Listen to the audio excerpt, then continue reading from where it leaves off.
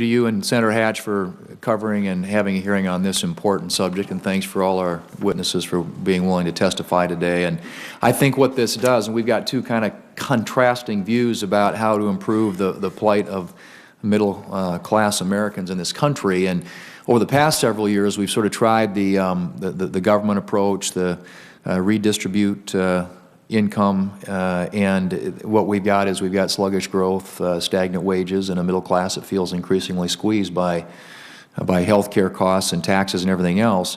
The other approach, I think, looks at a vibrant, growing small business economy where we incentivize work and really try to encourage small businesses to hire. 60% of the jobs that are created in this country, I think the number may even be higher than that, but I know that that's the number that I've seen quite a bit, it comes from small businesses. And so I would argue that, you know, the best thing that we can probably do in terms of improving the overall status, conditions for middle-class Americans in this country is to get a vibrant, growing, robust small business economy. And to Mr. Packer's point, people feel disenfranchised from Washington and big government. They feel disenfranchised from big business and Wall Street.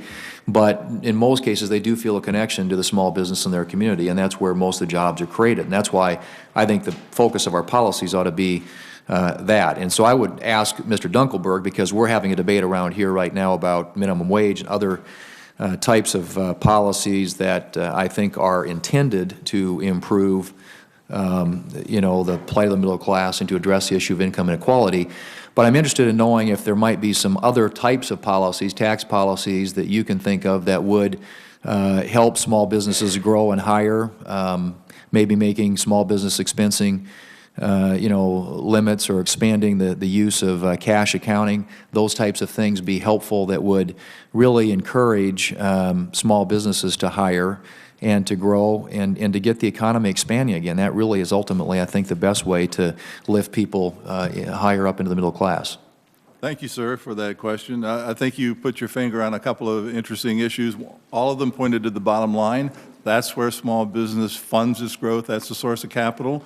So whether it's a change in tax rates or expensing or any of these kinds of things, and in particular, you know, a reduction in the compliance costs that they have with all the regulations that are coming out. I think I saw a statistic that said we had a new reg in the federal record last year every hour and a half or something like that, some absurd number. I don't even know how we find out what regulations we have to comply with, much less comply with them. It's very expensive. And so this is the important capital, the owner's capital, the intelligence and the smarts of the entrepreneur, as well as the financial capital. Those are the kinds of things that should be fixed and make it a lot. Simplification, as a number of our testimonials have suggested, would be really important here. The other thing, of course, is that a lot of what Congress does for these things are temporary things. You know, so it's not just complexity. A lot of our members don't use the investment tax credits, for example, because it's too complicated. Or they won't use say some tax credit. You say, we'll give you $5,000 if you hire a worker. Well, the worker costs $25,000, and you get $5,000 after a lot of paperwork later, and maybe, and you know, those kinds of temporary things don't help either. Small businesses are investing for the long run, and they need a set of policies that are long-run policies that are simple and that they can understand and comply with and still spend most of their time running the business and creating jobs rather than trying to figure out how to comply with all these regulations that are coming down on their heads. Appreciate that. Mr. Lindsay, there's been a good amount of discussion about the EITC. I think you were around when that was created during the Reagan administration, and it was designed, I think, to help reward hard work by offsetting some portion of payroll taxes. And as someone who served on President Reagan's Council of Economic Advisors, I'd be curious to know what you think about the EITC and whether it was intended to be primarily a spending program that makes payments in many cases above and beyond both income tax and payroll tax liability. And do we need to consider reforms to the EITC as opposed to an expansion of it, which is what the President's proposing? I think the EITC is a very good program.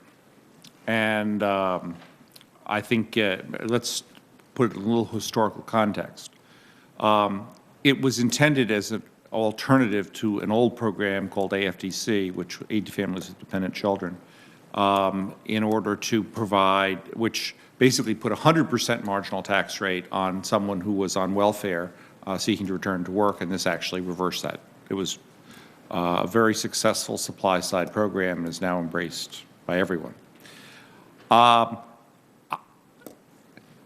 really don't want to do y'all's job here, so I'm going to tell you the pros and cons, okay, and try and get out of here alive.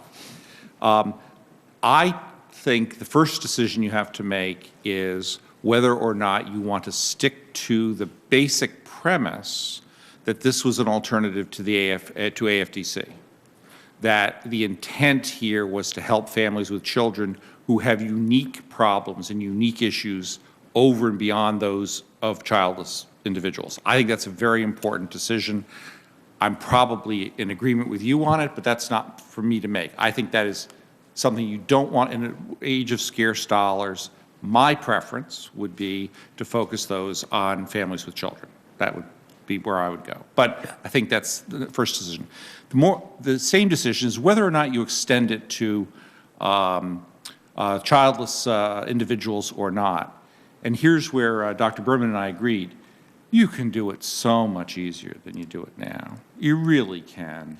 And that's where you want to go. There are a lot of people who don't get it who should, and there's a lot of people who do get it but shouldn't, and that's also well documented. There is, let's admit it, there's fraud in the program, but there's also people who don't get it. Well, that has to do, let's be honest, with complexity. It's done in a very inefficient manner. So I do think that no matter what you do about expanding it and reaching out to childless couples, please, please, please, whatever you do, do it simpler. Okay. Thank you, Senator Thune.